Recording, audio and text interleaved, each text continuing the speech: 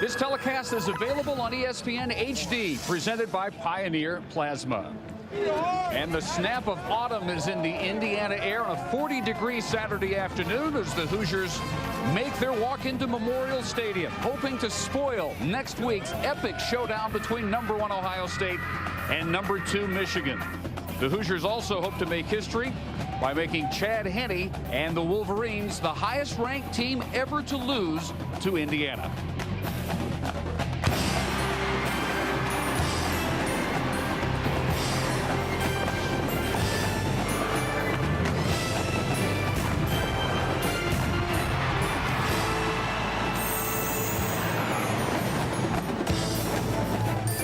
It is Big Ten weather, damp, chilly, and breezy as we welcome you to Memorial Stadium in Bloomington, Indiana. ESPN College Football presented by Cars.com. #2 Michigan tries to stay perfect, getting set for their meeting with Ohio State, which likewise tries to get to 11-0 this afternoon as the Buckeyes pay a visit to Northwestern. Wisconsin already advancing to 10-1 with their victory at Iowa. Welcome to Bloomington. I'm Dave Barnett along with Bill Curry.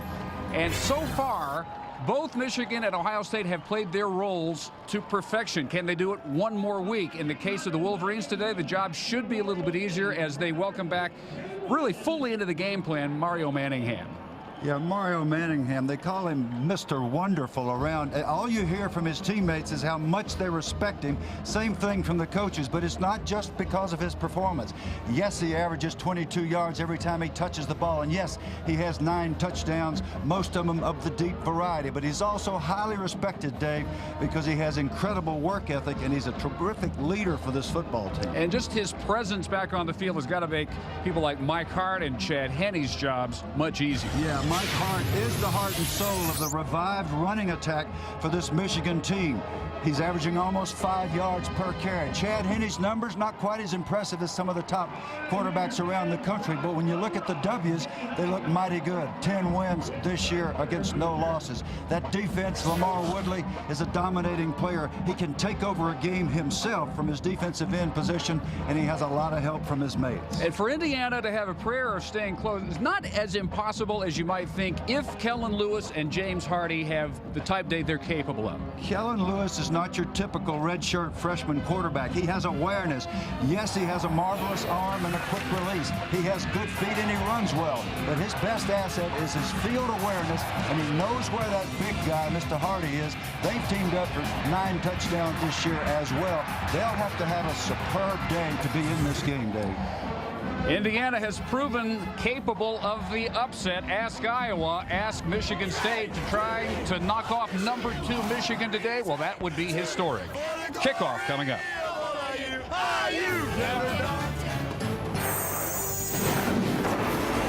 ESPN's College Football, brought to you by Verizon Wireless. Cici's Pizza, where you can enjoy our endless buffet of pizza, pasta, salad, and desserts. And the Citi Premier Pass credit card. Rewarding. Very, very, very rewarding.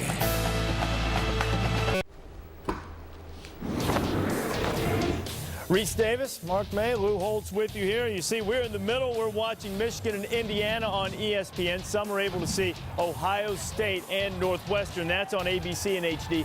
Lou, what are some of the things you're looking for in this game? It will be an indication of what's going to happen next week in Columbus. Well, I think, first of all, Michigan has not been able to defend Troy Smith over the last couple of years. Kellen Lewis is an exciting quarterback. He can run and scramble very much like Troy Smith.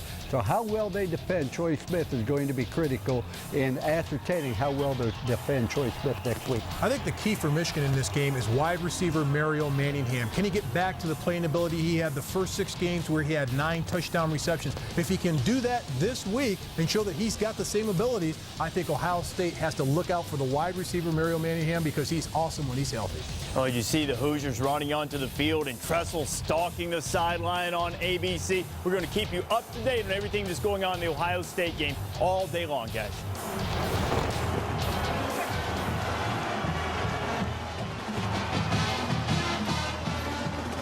Back in Memorial Stadium, Bloomington, Indiana. Just about set for the kickoff. Lloyd Carr in his 12th year at Michigan, hoping to repeat what he did 9 years ago, and that is finish off a perfect national championship season. Big rebound from last year's disappointment, 7-5, which finished with an Alamo Bowl loss to Nebraska. And he takes on Terry Hepner, second-year head coach of the Hoosiers. 9-12, the native of Woodburn, Indiana, who won consecutive Mid-American Conference East championships and took Miami of Ohio to consecutive bowls, earning him the head coaching job here in Bloomington. And Billy says his goals are very simple: 100% graduation and the Rose Bowl. And they shoot for perfection, but they settle for excellence. And people might chuckle when they hear words like that, but this guy has pulled it off. And what he's done with his personal life and his personal situation, having 2 brain surgeries this year and out here coaching his team, he's got to be the #1 inspirational story in college football this year. 2 surgeries in a 9-month span, 1 for a tumor, 1 they were afraid might be for recurrence of a tumor, but it turned out to be for scar tissue. Chad Henne, his 35th consecutive start, the junior from Pennsylvania. First quarterback in Big Ten history to win the conference as a true freshman. First since Rick Leach to start the opening game of a Michigan season as a freshman. And the 3rd winningest active quarterback in college football, going for his 27th victory today and 34 starts. Only Jared Zabransky of Boise State and John Stocco of Wisconsin have more career victories. Boise glad to have Mario Manningham back. They eased him back a little bit onto the field last week against Ball State. Not really part of the game plan, but that should change today. Missed 3 games. Knee surgery after the Michigan State game. The 3rd leading receiver, 24 catches and at 22 yards per catch and 9 touchdowns, all 9 of which, Bill, happened from outside 20 yards. When he goes deep, he makes me think of Larry Fitzgerald, except he has a lot more speed than Fitzgerald, the great receiver formerly of Pittsburgh and now playing in the National Football League at Arizona. But this guy also inspires. There's something his charisma brings out in his team that I think is as important as his performance. I say that again and again, but that's all you hear from his teammates and coaches. Indiana has won the toss and elected to defer. Michigan will receive the opening kick at Memorial Stadium. 59th meeting. Michigan predictably is dominated. 49 wins, 9 losses. They're 15-2 here in Bloomington. They won 14 in a row, 29 of the last 30 meetings. Only Indiana win 14-10 here, 1987. Lloyd Carr perfect against Indiana, 9-0. Winning in Ann Arbor last year, 41-17. Michigan senior receiving leader Steve Breaston, school kick return record holder, who has also caught 45 passes, still looking for his first touchdown as a wide receiver this year. Breaston dropping back deep for the Wolverines. Keep their date with destiny. Ohio State needs to do the same thing at Northwestern today. The Big Ten will have a first ever 1 versus 2, undefeated versus undefeated, Ohio State at Michigan next week, 3:30 on ABC. So we're set to go.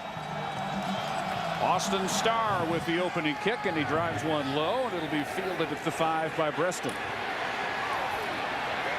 And Breaston angling his way back across the field before he's finally chased down by Will Patterson at the 35-yard line. Chad Henne thus set to go to work. He's at 61% of his passes, 16 touchdowns, 6 interceptions. And is second in Michigan history, averaging 207 passing yards per game. Fastest Wolverine quarterback ever to 3,000 yards, 4,000, 5,000, and most recently 6,000 career yards. Former Pennsylvania Gatorade Player of the Year. And the Wolverines starting at the 34. Mike Hart in the one-back set and at the 37-yard line. The Nivea for Men Michigan lineup today, featuring one of the top offensive linemen in the country, Jake Long, the senior left tackle. Captain Mike DeBoard says the best offensive lineman in the country to board Michigan's offensive coordinator. And not just because of the X's and the O's and the technique, but also because he is an incredible leader for this Michigan team. 2nd down and 7. And Henne on the roll, wide open. Breaston uncovered and crosses midfield before he's wrestled out of the 45. Henne's pass complete to number A gain of 18. For Wolverine fans, you recognize this play. Breaston, nice job. Just trail route there out into the open zone. It was a bootleg, which caused the linebackers to freeze their position, so there was nobody out there in the flat. Nice throw and catch. And easy completion to get started for Henne. Important for his confidence. And as you've noticed, we'll keep the Ohio State Northwestern score up there in the upper left-hand corner of the screen, so you can watch this game and keep track of that one. Henne just in time to beat the blitz, and the catch made. Manningham, the target for the first time at the 38-yard line, hit immediately by Tracy Porter. It may sound very strange for me to say that Henne needs confidence in his early throws, but there have been games when he started very poorly, as in Notre Dame, thrown touchdown interceptions. Nice pressure there by Geno Johnson, strong side linebacker number 56 for Indiana. Manningham good for 8 yards on his first catch of the day. And 2nd down and 2 on this opening possession for the Wolverines. Hart trying the right side, bounces off the initial hit, and then cuts it back for the first down, and a lot more inside the 30. About 90% of that on his own from Mike Hart. Divya for men defensive lineup for Indiana. Curlew, Kramer, Brown, and Kendall are up front. And under the gun in the secondary, 2 good ones, Will Myers and Tracy Porter. Myers, captain, leader of the secondary, and academic All-America. In accounting, their leading tackler with 69, and along with Porter, interception leaders, they each have 3. So here's 1st and 10, and the swing pass is almost a backwards pass, incomplete, intended for Breaston. Henne letting that one go, Bill, right along a parallel line of the line of scrimmage. Looked like that he was not really as focused on his receiver as he was on the idea of making sure that it was not a backward pass, and it killed his accuracy on that one. Indiana has struggled. That's definitely the word on the defensive side of the ball. 4th from the bottom of the country in pass efficiency. 116 out of 119. There's lots of room again for Hart, and he cuts it back and is down near the 10. Another first down. Curlew chased him down after a gain of 17. This outstanding offensive line just makes things happen. Watch Adam Krause, number 57, just absolutely caves his man there, and he's the guy that gives the room, blocking on Greg Brown, who's just kind of a load himself, a big guy, but a nice job by Krause. And the reason the guys love Hart so much is what you just saw. He always makes more than the play gives him. Junior from Syracuse, New York, again called on, and picks up about 5, gets it inside the 7-yard line. Hit there by Will Patterson, the weak side linebacker. Hart, Michigan career leader, 113 yards per game. And listen to this, Dave, 668 offensive touches, now over 670 without a fumble that's been recovered by the other side. He's put it on the ground a time or two, but he's always come up with it. Better than 8 yards per carry here in this opening drive. And this time met by 5 or 6 tacklers. Still manages to get it just inside the 5-yard line. And from there, it'll be 3rd and a little less than 3 for a first down and a little less than 5 for a touchdown. Opening possession of the game for number 2, Michigan.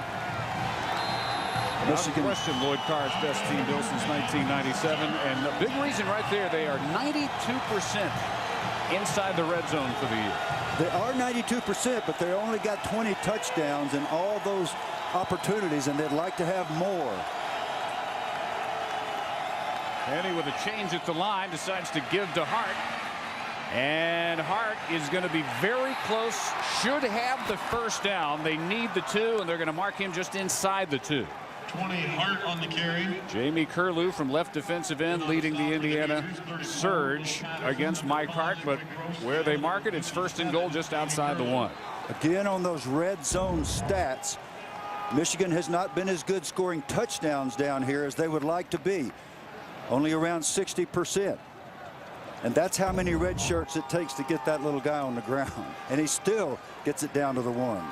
Yeah, 5'9", 196. You'd think he's 30 or 40 pounds bigger than that, judging by how hard he is to tackle. The fade into the corner of the end zone for Adrian Arrington, and he brings it in for the Michigan touchdown. And his pass complete to number 16, Adrian Arrington. Number 9, Tracy Porter. And he drops it in over Tracy Porter perfectly for the 6th touchdown, all in the last 5 Big Ten games for Arrington. Now, everybody at Michigan is happy about this if you're not Bo Schembechler, because on the 1-yard line, he wouldn't like this play call, but his great execution, Arrington catching the ball right over the best defender that Indiana has. For the extra point, Garrett Rivas makes it 7-0. You think Bo's still that picky? I mean, points are points. Bo knows that. Bo's watching right now, and he's gnashing his teeth. Bo, this is how some people play. They got great skill. They score now. Bo wants to knock it in there, and he always did. And he tossed it in there to Adrian Arrington, the junior from Cedar Rapids, Iowa, and Michigan scores on its first possession.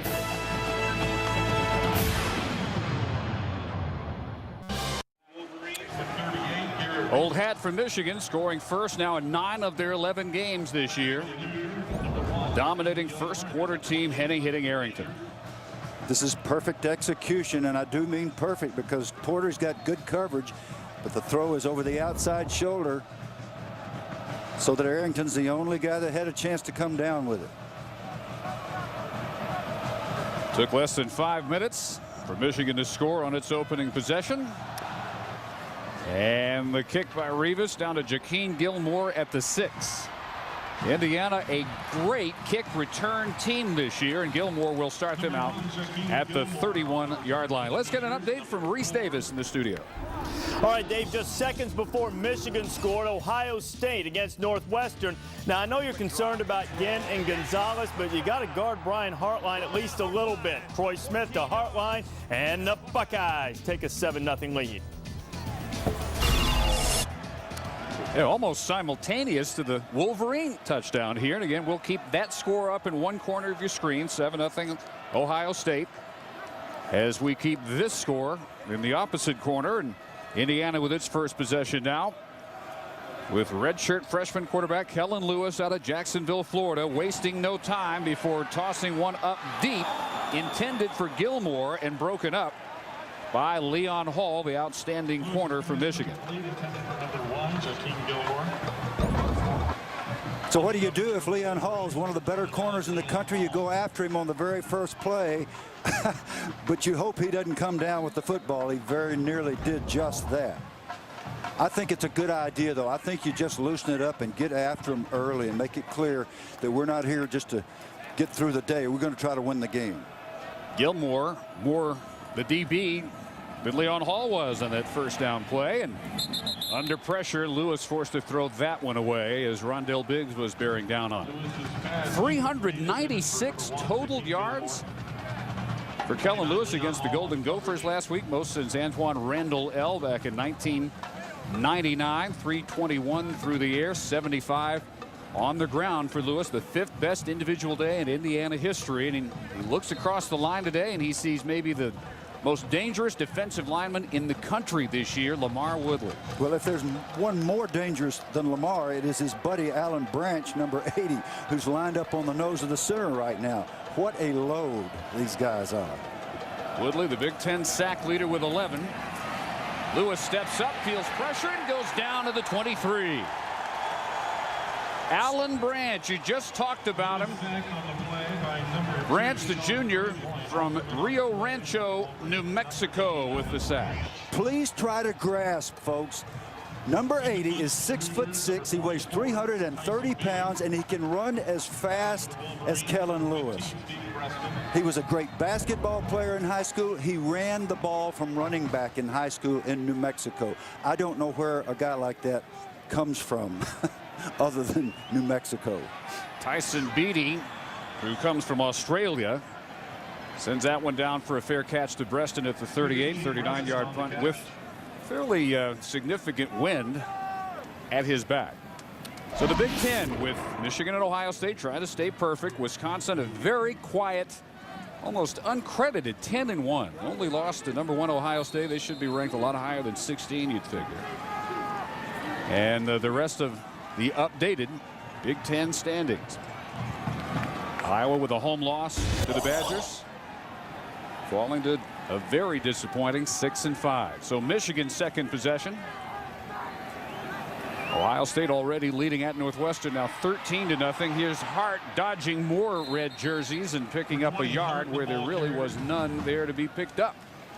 And those are the things that never get in the books for great running backs. Hart should have had a 4-yard loss there, and they come up 2nd and 9. So they got a chance to keep this drive alive because he made something out of nothing.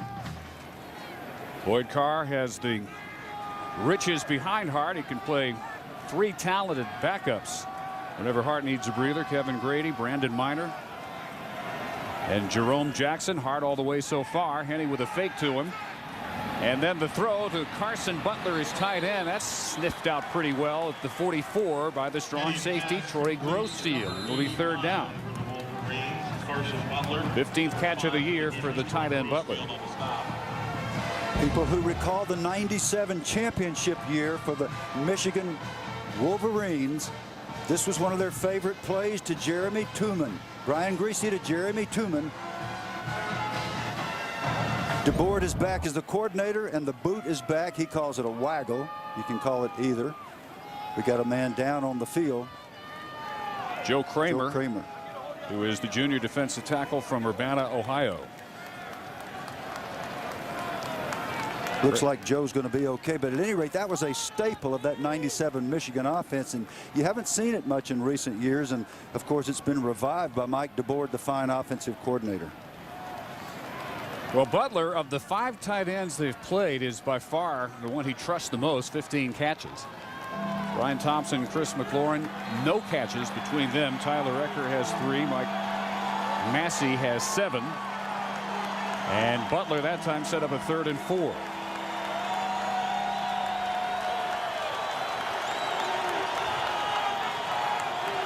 Michigan from its 44. Manningham going in motion. Henne with all day, and the throw juggled and then caught by Manningham, but he is driven out of bounds a yard shy of the marker, and Michigan forced to punt for the first time. Adam McClurg rushing over from middle linebacker to catch up with the speedy wideout Manningham. Wonderful job by McClurg on the crossing route. He's in a zone. He sees Manningham coming across underneath, keeps his feet. Manningham with the juggle, knocked out of bounds, 4th and short. And looks like Michigan's going to at least go up and see if they can get Indiana to jump off sides. All kind of little trickery that goes on in today's football. Now Michigan, one of the best teams in the country at this, along with everything else they do well, converting 4th downs. They need a full yard here, and they're not just trying to get Indiana to jump. They didn't need to, as they go to the power running of Hart behind the fullback Obi Olibo, and he goes straight to the secondary and easily picks up the 4th and 1. You'll love watching the fullback here. This is a little old style Michigan. Number 40 Olibo, nice job, kept his feet moving. Good block on McClurg by the center Mark Beal, number 54. Even though they snapped that one in their own end of the field, the Wolverines never hesitate. They go for it, and they get it on 4th and 1. And so Henne with a fresh set of downs. Again, plenty of time to sit back and pick out Adrian Arrington, who has the Michigan first down. He picks up 11 here. Let's check in with Reese Davis for a Sports Center in-game update. All right, David, does not appear that the Buckeyes are at all interested in stumbling before the collision in Columbus next week. Antonio Pittman, who's closing in on 1,000 yards for the season, scores against Northwestern. Number 1, up by 2 touchdowns. That didn't take long. Michigan didn't take long to go up 7-0 here on their first possession. Driving here on their second possession. As one of Hart's backups, Jerome Jackson breaks tackles and reaches the 21-yard line, picks up 16. The senior from Saginaw, Michigan. And again, Adam McClurg had to range far from his middle linebacker spot. Jerome Jackson, a journeyman senior, breaking tackles, getting a chance to get in a football game. It's an important game regardless of who the opposition is, and a nice job again by the offensive line, especially in this case Adam Krause, number 57, the left guard. Jackson earned some time early at his best day against Ball State. 6 carries, 68 yards in the win last week. But Hart right back in, and Mike Hart cuts that one down to the 15. For 20, Hart, the ball carrier. Jamie Curlew, 57, Curlew. the redshirt freshman defensive end from Orlando, on the tackle. Michigan welcoming back to what they say is pretty much full health Mario Manningham. He was on the field at times last week against Ball State, but he didn't look like this Mario Manningham. No, he just makes people look ridiculous, and then he makes circus catches, and it all looks so easy for him. It's just an amazing gift he has. So a gain of 6 for Hart on first down, 2nd and 4. 5.5 minutes of the first. Henny play action into the end zone. Incomplete. As Will Myers comes over to make the play in the deep corner on the ball intended for Butler, the tight end. What a nice job by Will Myers here, because this is a well-thrown pass. There's only been one ball today that was not a well-thrown pass by Henny. Butler with a chance to come down. Will Myers all over the field making tackles. He is the leading tackler on this football team, which is no longer a disgrace for a defense to have your free safety. A lot of tackles are funneled to the free safety. Here's a 3rd and 4 for Michigan.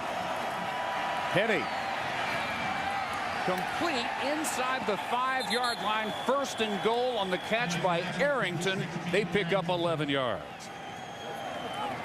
Number 39, Will Myers makes the stop. Arrington having a big day already, coming across. Nice protection. It takes time to throw that dig. That's called a deep inside. The acronym dig. Myers there for the tackle, but not before the first down. Arrington, who in the absence of Manningham became Michigan's 2nd leading receiver over the last couple of weeks. So 1st and goal, and just a yard this time for Mike Hart. McClurg comes up, helped out by Keith Burris. 2nd and goal from there. Indiana trying to avoid falling 14-0 down in their final home game of the year, Parents Weekend in Bloomington. Final home game of the 2nd season as the Hoosiers head coach for Terry Hepner. No stopping the Michigan offense so far. Indiana 3 and out, the only time they had it. Again, they call on Hart, and again Hart powers after contact forward for another Wolverine touchdown.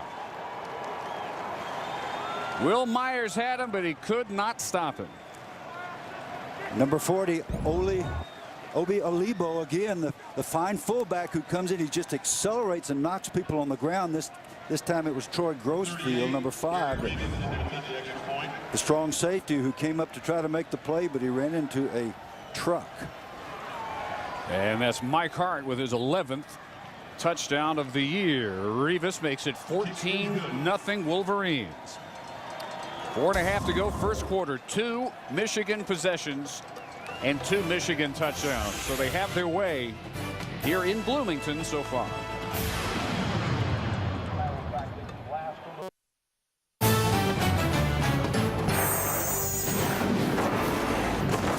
ESPN's College Football is presented by Cars.com. Find the right car for you. Cars.com. And in part by Nivea for Men Replenishing Aftershave Balm for a shaving world gone mad. Back at the campus of Indiana University in Bloomington, Dave Barnett, Bill Curry, and Heather Cox. 14-0 Michigan. They've had it twice. They have 128 total yards. Mike Hart has carried 11 for 55, including the 2nd touchdown. And Indiana has had it a total of 3 plays. They went backwards 8 yards. The kick return by Jakeem Gilmore will end at the 30. And let's get another SportsCenter in-game update from Reese Davis. Davis, Taco Bell studio update takes us to the Pac-10. Cal, one of those one-loss teams, never field a punt inside your own 10. Unless you're Deshaun Jackson. That is 4th punt return for a touchdown this season. That's a Pac-10 record, and the 5th of his career. That's a Pac-10 record. He's a sophomore, guys. 7-3. Yeah, Bill, he might be the exception. You let him back up occasionally inside the 10. Let him back up in the end zone. From the 31-yard line, Demetrius McCray has come in at tailback, and his carry brought down by Alan Branch. Nivea for men starters now offensively for Indiana. Didn't get a chance on their very brief opening possession, but they feature a dangerous sophomore tailback in Marcus Thigpen. First Hoosier in 25 years to have scored on a rush, a reception, and a kick return in the same season. On second down, the throw incomplete over the middle, intended for Ray Fisher. And Lewis again looking at a 3rd and long. Defensive coordinator Ron English in his 4th year on the staff, first as coordinator. How about this for an understatement? He says this year's been fun so far. Yeah, fun when you have the #1 rush defense in the country. You're giving up 30 yards per game on the ground and 13 points per game. That should be fun. Yeah, at 1.3 yards per carry against the rush. Indiana, according to Coach Hepner, was going to try to run it some. So far, nothing doing. Don't look for it here either. 3rd and 11. And whistles before the blitzers can get to Lewis. I can't tell you how happy Lewis is that those guys heard the whistle. Delay of game offense, number 15. That's a 5-yard penalty, and it remains 3rd down. Here's the group Michigan sends out there defensively. And up front, they are led by Woodley and Branch. David Harris, though, the leading tackler with 69, making his 22nd consecutive start. Coaches say a great leader. We could not ask for any more than what we get from Harris, a senior from Grand Rapids, who has made the semifinalist list for the Butkus Award, playing above what were already pretty high expectations. So on 3rd and even longer, the pass to midfield is incomplete, thrown out of bounds for Andrew Means. Morgan Trent and Jamar Adams have been doubled over there along the sideline. You're going to get pressure from these guys because what they do, they've got a variety of fronts and stunts to do it, but they end up with one-on-one blocking, and most of the guys that they have rushing, starting with Woodley and going right through the lineup, cannot be blocked one-on-one. That time Tim Jamison got there to make the hit, number 90. Edie, nice job handling a high snap, and the wobbly kick unreturnable for Steve Reston as it rolls out at the 31. So the dueling score is Ohio State now 20-0 up at Northwestern. Michigan will try to match that when they get it for the 3rd time here with 3:18 to go in the 1st. Some of the pockets of Michigan fans here in Bloomington who have enjoyed the usual dominant performance by their defense. Indiana has yet to gain yardage on any of their first 6 plays from scrimmage. And this 3rd Michigan possession starts at their 31. 3:06 to go in the 1st quarter. So they've outgained the Hoosiers 128 to -9 as this possession begins with a short gain by Hart and a tackle by Adam McClure. And a visit with the 3rd member of our crew, Heather Cox. And sorry for the delay, guys. A little bit of audio trouble, but happy to be with you. Now, the big question coming into this game is, would Mario Manningham return to the form that he had with the team leading 9 touchdowns before he missed the majority of the last 4 games with torn cartilage in his knee? Well, guys, I think the early answer is yes. Already 2 catches. Now, offensive coordinator Mike DeBoer told me they'd use him just like they would before the injury, and more on him after this play. And this is a 2nd and 9 carry again by Hart. And again hit first by McClurg, who is ranging all over the field. Heather? Coach DeBoer said that Mario changes the complexion of the game. The teammates know he has big play potential, so the energy on the field is amplified the minute he steps into the huddle. And clearly the numbers don't lie. With him, the Wolverines have been averaging 33 points a game. Without him, just 22. Yeah, that tells a pretty obvious story. 22 yards per catch. You go over to Breston, who's probably the better known of the wide receivers. He's been out there 2 years longer, but Breston averages less than 10 yards per catch, so they're completely different types of weapons for Chad Henne to go to. And without Manningham, Michigan not the threat to stretch you deep as they are with him back in the lineup. That throw intended for Mario and underthrown with coverage by Joe Kleinsmith. And at last, I think I can say this with some certainty, Michigan will punt. I thought they would before. They went for it, got a 4th and 1 and continued on a touchdown drive, but 4th and 4 here. Well, that was just a poor throw by Henne. They would still have this drive alive. And you begin to get the sense of why Michigan is the #1 team in the country in time of possession. They've had it like 9 minutes and 20 seconds to 2:33 for Indiana so far today. Zoltan Mesko. Parents from Romania, father a former Pro Bowler. Sophomore from Twinsburg, Ohio. Kicking to Tracy Porter, who has it at the 24. Indiana's going to need something from their excellent return game today. So far nothing, and Porter punctuates the end of that return by putting the ball on the back of Charles Stewart, but not drawing a flag. Now let's check in again with Reese Davis. All right, Dave. Northwestern's had the ball 4 times against Ohio State, turned it over 3 times and punted. This, the latest turnover. Shea picked off by Brandon Mitchell right down the sideline for the touchdown. The Buckeyes rolling toward Michigan next week. It's already 21-0. Or barring some unscheduled naps, so much for the trap theory today. The swing pass caught by Ray Fisher, and the first positive yardage on any snap today by the Indiana offense. And significant that it was done by Ray Fisher. Significant in that he's from the same high school as Ted Ginn, coached by Ted Ginn Sr., and he's a true freshman. Great speed, nice presence there to make that catch, and he looks like he may be the only one in the Indiana uniform that's not intimidated. So they go from -9 to -4 total yards now in the final minute of the first quarter. And the first quarterback draw of the day from Kellen Lewis. Look for this maybe a half dozen times today. Lewis keeps for the first down up near the 40. Lewis starting to look like himself here, asserting himself a little bit, running with some authority.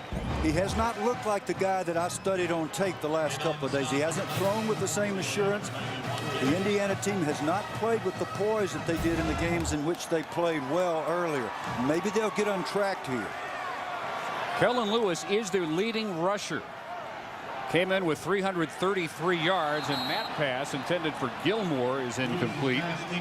The Indiana receivers can't afford any drops today. You really, especially with a 14-0 hole, you're really asking for perfection. You knew that coming in if you're Terry Hepner. You've spotted the #2 team in the country, 14 points. You can't have any drops. No, and Kellen Lewis has got to throw the ball well. That was not a well-thrown ball. It still should have been caught by Gilmore. But the young guy is up against the #1 defense he's seen, and it's taken its toll on everybody on this unit. You just hope if you're Indiana, you hope they get it together. First give to Marcus Thigpen. Great speed, breaks a tackle, and is going to be close for the first down near midfield. Finally tackled by Morgan Trent, the corner. Thigpen, a state-ranked sprinter out of Detroit. But all Michigan in the first quarter at Memorial Stadium in Bloomington. The #2 Wolverines lead Indiana 14-0.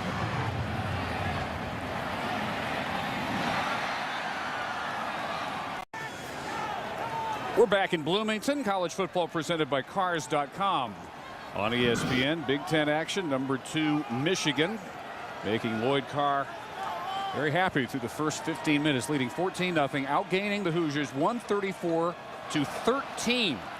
And on 3rd and short, movement but no flag, and Josiah Sears, the 3rd tailback, has the first down. Indiana with a little offensive progress, and they had absolutely none of that in the first 15 minutes. I guarantee you Ron English had him over there on the sideline, the Wolverine defense. I don't want them to make an inch. I don't want them to make this first down. I want you to get them stopped, and they darn near did it. He talks about practicing fast, physical, and execute every snap. They almost got the stop. Actually, pretty quiet quarter for Lamar Woodley. They kept him as blocked as possible. And Indiana will call time here, discussing a 1st and 10 coming from midfield. So we'll return to Bloomington, 14-0 for the number 2 Wolverines. Reese, Lou, and Mark with you in the studio, keeping an eye on Ohio State and Michigan. What have you seen so far that you like, Lou? Well, I think about the University of Michigan. We know they're excellent on defense. But, boy, they run so well. I don't believe that Troy Smith's going to have the success scrambling this year like he has the past 2 years. What's impressed me about Ohio State today is their defense. 3 turnovers forced, and they even scored on defense. They had a pick 6. They've been dominant on D. They're up 21-3, guys. We'll keep an eye on it. All right, Reese, and back here in Bloomington, 14-0 Michigan. As after the timeout, it's 1st down and 10 from midfield for the Hoosiers. And Lewis steps up, feels pressure. And finally throws in a diving grab by Ray Fisher. The best play yet for a struggling Indiana offense. We understand what Terry Hippner means when he says this guy gives us a chance. Great job of being on the move, and that field awareness that we talked about at the top of the broadcast, Kellen Lewis brings at the tender age of redshirt freshmanhood. To coin a term, I guess. Sometimes they just pop out. Deepest drive yet for the Hoosiers from the 39. And again, Lewis does well to get anywhere near the line of scrimmage. Well, part of this weekend's festivities included last night's induction into the Indiana Sports Hall of Fame of Dick Enberg, sportscasting legend and Indiana graduate. Thank you. At least 2 degrees. How many degrees do you have from this I have my institution? master's and my doctorate from Indiana. My undergraduate school was Central Michigan. In fact, mixed emotions. My daughter graduated from Michigan last spring, and she's watching in Manhattan the telecast with all her Wolverine buddies today. 2nd down and 11. Indiana continues to rely on the legs of Lewis. You got a doctorate in health and safety. Here at Indiana, yes. And I taught and coached out on the West Coast at Cal State Northridge before Gene Autry decided that they needed somebody to do some sportscasting. But it all started here. I did the first game ever in this stadium, and in 1957. Well, this is really what you're in the Hall of Fame for. Well, believe me, I'm not in for my athletic talent. I'm in because I talked a better game. Greatest sports game show host ever. Sports Challenge. Welcome to Bob Feller. Oh, met all my heroes. You know, I've rubbed shoulders with greatness for 50 years, Dave, and it's so nice. You know, you really can come home to your university, and this is a beautiful campus and beautiful people, Bill, as you know. They are. Just to be able to refresh those memories. They're indelible and they're beautiful. You did the first game ever in this press box in this stadium? In this stadium. When I started in '57, of course, the program has always been on low counts. Remember Phil Dickens at Wyoming? He had the side saddle tee. That was their offense in '57 at the old stadium that no longer exists. My last year here was '61, and I did the dedication game. You were broadcasting. You were only 11 years old. It was the first voice. They formed a network when I was here, and I won the audition. I was the first announcer of the Indiana University Sports Network. Don Fisher, who's a very talented guy, has been doing it for about 30 years now, is the announcer. And you know, we lived through a lot of long football seasons, but basketball always was refreshing. And we should have been calling you Dr. Enberg all these years. Well, it's you have a couple of honorary doctorates. Bill, you belong in that category. No, I don't. Academic All-America. I remember that in your collegiate days. Of all the events you've done, we're talking Olympics, Super Bowls, Final Fours, everything. If you could relive one event, what would it be? Well, young people, I lectured a couple of nights ago at the journalism school, and they asked that question. I said, for every sportscaster, if I could give you one wish for one game, it would be to call a no-hit, no-run baseball game. There is nothing dramatically better than the buildup. You get that 7th inning, and they're all zeros, and every pitch, every movement means something. Nolan Ryan, Angel no-hitters in your case. Lewis on 3rd and 2. And going deep. And intended for Thigpen in the corner of the end zone and incomplete. Dick Enberg, a pleasure and honor to be in your presence. Congratulations for your induction into the Hall of Fame this weekend. Thanks, Dave. Thank you, Bill. Thank you for Enjoy coming your by. stay at Indiana. Thank you so much. One of the legends of our business paying us a visit here. Dick Enberg, Indiana graduate, as Lewis challenged the double coverage here and trying to hit Thigpen. Yeah, Lewis showing his youth from time to time, throwing the ball precisely where he should not have. That's when you come off that and you get rid of it or you run it up the field. So down 14-0. You go for it on 4th and 2, and the grab is made for the first down to the 23-yard line. Again, awareness between Hardy and Lewis. They've been working all summer together. They came back and had a good camp. We sat in their presence yesterday. You could feel the chemistry between them. Just a nice throw to the outside. He knew his big guy would come down with it. That quick release, an unusual looking delivery and maybe a little bit low. Leon Hall on the coverage, so they went at the main man and made the first down. That's progress for this young offense. First time those two connect today. And it keeps this possession going. Thigpen on the carry. Chris Graham comes up with the tackle for Michigan. Ohio State leading 21-3 now, as you see in the upper left corner of your screen. 5 minutes gone in the second quarter from Evanston. And Michigan finally forced to punt. That leads to this Indiana possession, which is now past the 4-minute and 52-yard mark. They had negative yardage on their first 2 possessions. From the shotgun, Kellen Lewis. And that throw over Ray Fisher and incomplete. Let's get another update from Reese Davis. All right, guys, Miami and Maryland. This is the longest touchdown pass in Maryland history and the longest touchdown pass Miami's ever allowed. Sam Hollenbach to Darius Hayward-Bay, hooking up for 96 yards. This after they'd hooked up on a 65-yard touchdown play. 14-0 Terps up. Boy, any resemblance between this year's Miami and any other Miami you can think of continues to be just coincidental. Hit early by 2 big plays at Maryland. Lewis gunning and almost a diving interception on a ball intended for Gilmore. Jamar Adams on the coverage. And what you see from this Michigan defense is one of those deals. You would swear there must be 14 of them out there, Dave, with white shirts on. There are too many of them. They're getting pressure. It looks like there's 2 people covering everybody, and that's where you come back to the bench. And finally, the offensive coordinator says there can't be double coverage on everybody, but that's how it looks. You can't block Woodley. You can't get past 2 guys down there around the receiver. It's just a great, fast, well-coordinated defense. Austin Starr 9 for 11. This is a 39-yard effort. And Starr has this one through. Indiana is on the board with 11.5 minutes to go in the first half. A near interception by Jamar Adams. And Indiana takes advantage, and they trail 14-3.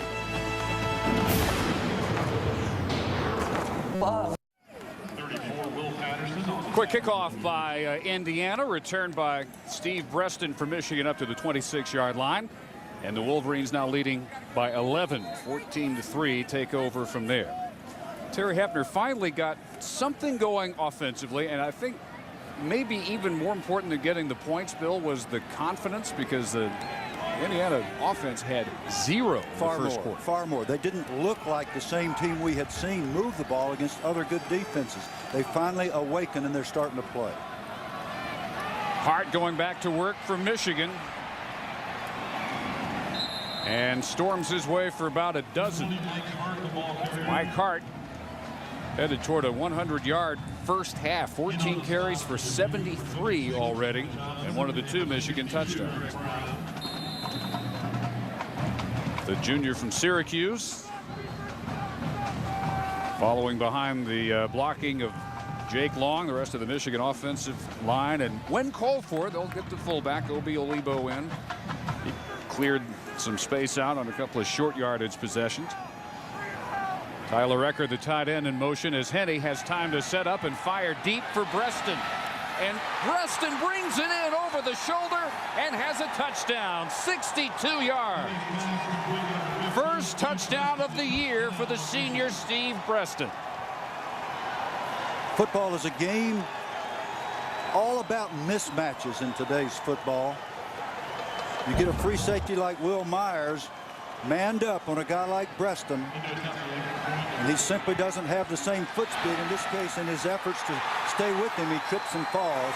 Breston careless with the football there. Sometimes there's some unpleasant surprises, Steve, when you do that, buddy.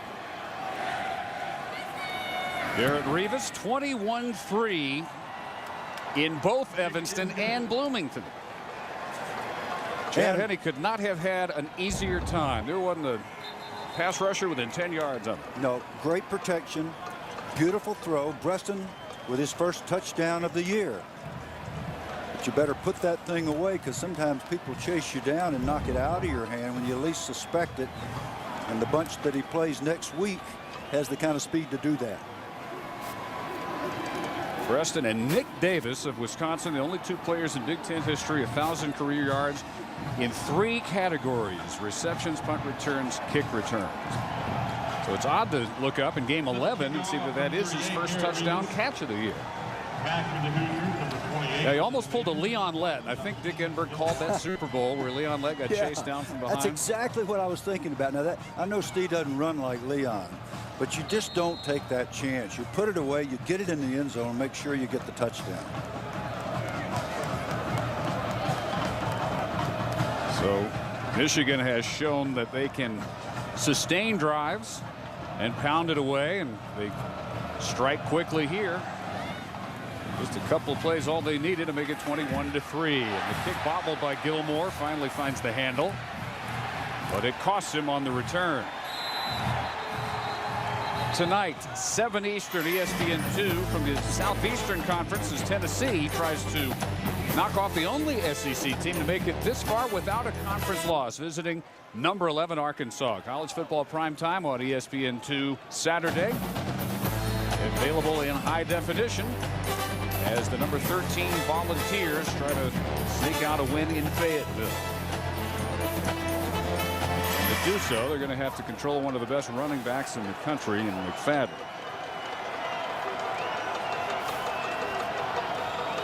Houston not making a change at quarterback. Casey Dick starting. Mitch Mustaine, the freshman, will come off the bench. Demetrius McCray wiped out on the screen pass by David Harris. And let's get a Reese Davis update. All right, Dave, one SEC team with 1 loss has already fallen today in Auburn, and Florida off to a slow start against South Carolina. Mike Davis getting in for the Gamecocks. Trying to remember who's coaching South Carolina these days. Oh, yeah, Steve Spurrier with a 7-0 lead in his old stomping grounds. It's still early in the second quarter there. Nebraska, 2-touchdown lead on A&M. Virginia Tech's up by a field goal on Kent State. A surprising early 21-7 deficit for Texas A&M. They had Oklahoma at home last week, lost that one by 1. Nebraska today, and then they close Thanksgiving Friday at Austin against Texas. 3rd and long coming for Kellen Lewis, near the shadow of his own goalpost, and trailing 21-3 in the middle of the second quarter. That last drive, it was just a matter of seconds with the deep ball, is the one thing that Terry Hepner said his team simply could not get away with if they were going to stay close in this game. This is the other 3rd and long, and there's Mr. Woodley. Lewis throwing off his back foot and incomplete as he tossed that one up for James Hardy to try and pull down. Not a bad idea. He is 6'7", but he was covered by the best they have back there in Leon Hall. Chris Graham pressuring the quarterback and forcing this ball to be thrown earlier than it should have been. And the timing is completely thrown off by the ferocious pass rush and the marvelous coverage, mostly man coverage. We talked to that defensive coordinator Ron English, and he said Hall can cover anybody. Low line drive kick for Beatty. Rolls out right at midfield. And just 33 yards into the win that time for Tyson Beatty. Let's check in with Heather Cox. Dave, certainly not the start the Indiana defense wanted after giving up 378 passing yards and 4 TDs to Minnesota. They worked all week on shoring up their pass defense. They focused on different assignments instead of making personnel changes. Indiana spent the week simplifying its coverage and simplifying its reads and really trying to avoid having its DBs on an island. But Coach Curry, do you think they've done that so far? No. No, Heather, they're struggling. They're having no success stopping this Michigan offensive line surge. And Hart just picks a white jersey to follow. He's going to get 5, 6, 7 yards minimum every time before finally Greg Brown, in this case, makes the first contact. Well, the point that Heather makes is very valid. What you do when you have a bad day, and of course Indiana had a terrible day at Minnesota. Minnesota Cupido had a marvelous day, but you simplify and you make sure you don't have busts. So there haven't been busts. You've just been individuals getting beat in coverage. Hart now at 79 yards as he is replaced by Brandon Miner. And Miner likewise keeps that surge going. It is just across the 40. It'll be third and less than 1. Miner, the freshman from Richmond, Virginia, Michigan's second leading rusher. Last week had his first 100-yard game, 108 on just 12 carries with a touchdown against Ball State.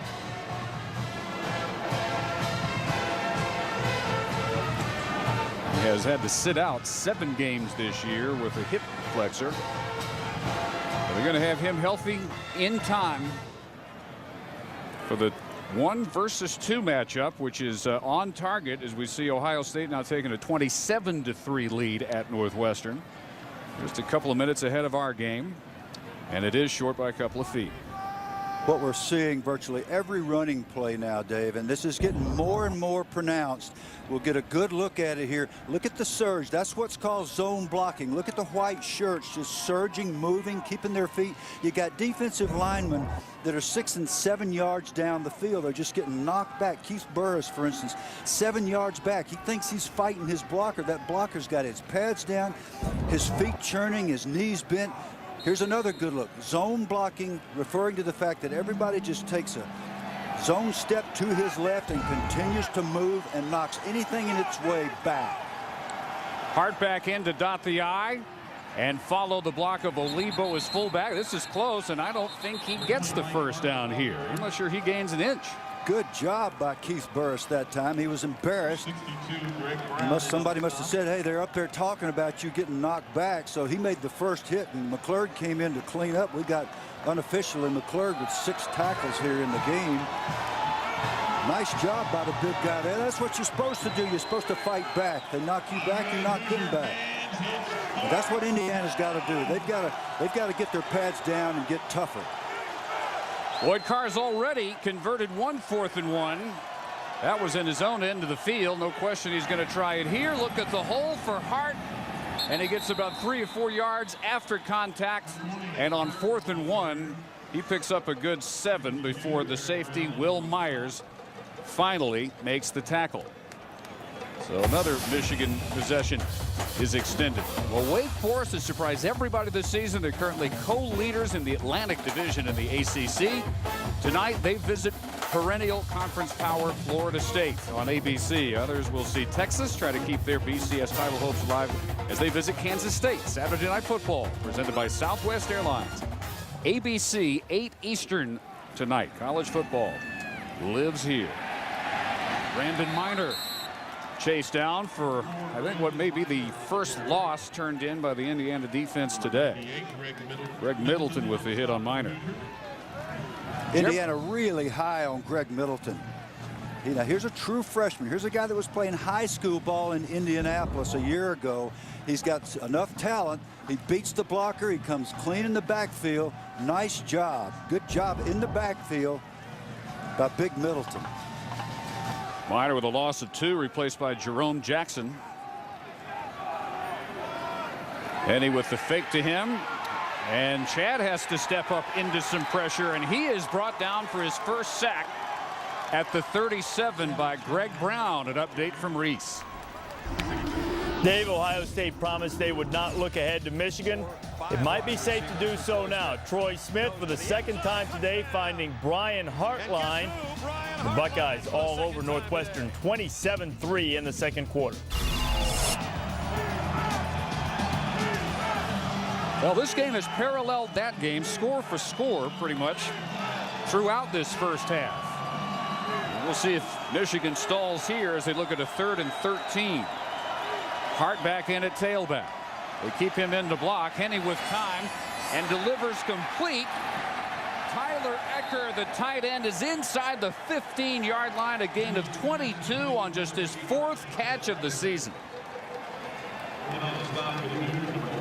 This is a nice job by Ecker, who didn't even start the game. He has been a starter in prior games. The protection allows for the big fella to come across the zone defense. Pretty good coverage by Klein Smith coming, who breaks from his 3-deep position and has a chance to break on the ball, but not quickly enough. Ecker sets him up first down at the 14. And Jackson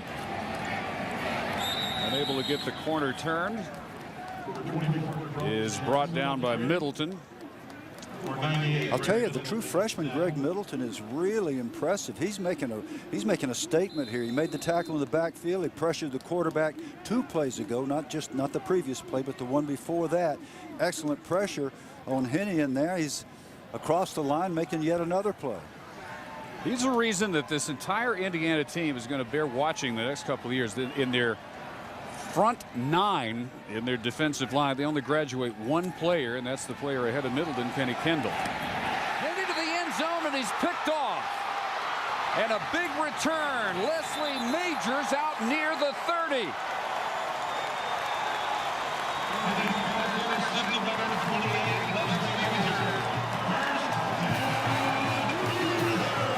Majors turns in the kind of play Indiana has to have to hang with Michigan, and they turn away a Wolverine scoring opportunity. Majors with the pick and a return of 30 yards. Indiana ball, 3:10 to go in the half.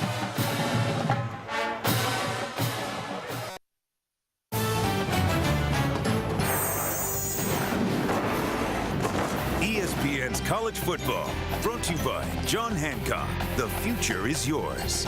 And Singular, raising the bar.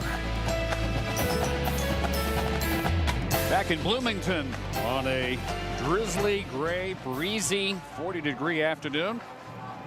21-3. Terry Hepner sees a key takeaway on the Leslie Majors interception and the return out to the 30-yard line. A return, by the way, ended by the man who threw it, Chad Henne. Sort of. Plenty of time. Well, sort of. Much as he could. Sort of a tackle. Plenty of time for the Hoosiers to make it more interesting as Lewis goes back to work, and he starts with a completion to James Bailey. Here's today's game track presented by John Hancock.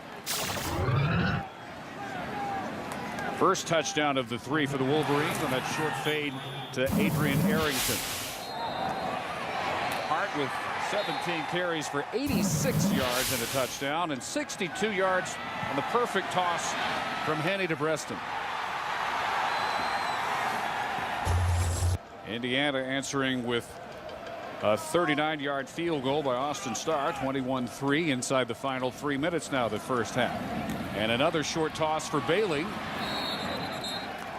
Out of bounds at the 45 with an Indiana first down. Chad Henne would love to have this throw back. Watch the corner at the top of your screen. That's Leslie Majors. He's a floater. There's nobody threatening his zone, so he's coming from left to right as Henne sees it. Henne's reading from right to left. He never sees him and throws the ball right between the 2 and the 8, and Majors says, thank you so much. First real mistake for Chad Henne today. Why is this man smiling? Was that a smile or a wince? Maybe a grimace. Here comes the blitz. And Lewis feeling it. Turns and throws for Ray Fisher. No, he caught it out of bounds. Incomplete. Yeah, and he had run out of bounds and come back in.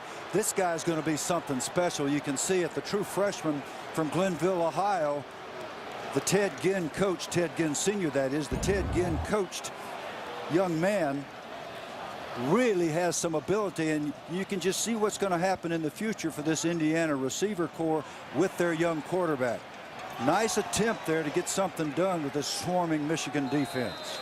Yeah, the feet are inbounds here, but as you pointed out, they were already out of bounds. His whole foot didn't even get down there, but it was very close. You can see the athletic ability he has, and they also say he's the fastest guy on the team. So 2nd down and 10 with 2:43 in the half. And again, the Wolverines with the blitz. The deep throw will draw a flag intended for Hardy. Good call. Yes, indeed. And here's what happens. Here's what happens. Lewis gives you a chance in the game for so many reasons, and I'm using Terry Hepner's words now. He gives us a chance because he can run out of trouble. He can break Pass contain. interference. Here's the call. Defense number 21. 15 yards from the previous spot. Automatic. First down. The reason that was called on Ryan Mundy is because he had his body between Hardy and the football, and he has to give Hardy a chance. He can't be shoving Hardy. In the view of the official, that right elbow comes out, and he's forcing the receiver away from where the football is thrown. And so you get the 15-yard penalty. Now, Indiana got a little something to work with, a little confidence. Plenty of time and one timeout left. Looking right, throwing back left to Bailey, and that's been the featured play on this possession. Lewis with the short toss to James Bailey. And let's get an update in the studio from Reese Davis. All right, Dave, coming up on the Pontiac Performance Halftime Report, Mark May and Lou Holtz will join me. The Buckeyes are showing why they are ranked #1 in the nation, just as Michigan is proving why they're deserving in #2. We'll tell you why it could be a devastating day for the national title hopefuls in the SEC and Steve Spurrier's homecoming when we come back. Well, sticking with what works, Lewis again throwing complete to Bailey, and Bailey's going to have a first down just inside the 30 against the coverage of Leon Hall.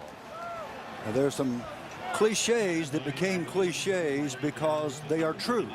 We asked Hardy yesterday, do you think you're going to be allowed to have single coverage very much? He just laughed and said, not a chance. So what's happening is Indiana's taking advantage of the fact that there's single coverage on James Bailey, and they're just throwing one hitch after another, and that's the best offense they've shown. Hardy, the inside receiver right this time on the quarterback draw. There is room to roam up the middle, and Lewis spins down to the 16 with another Hoosier first down, a gain of 13.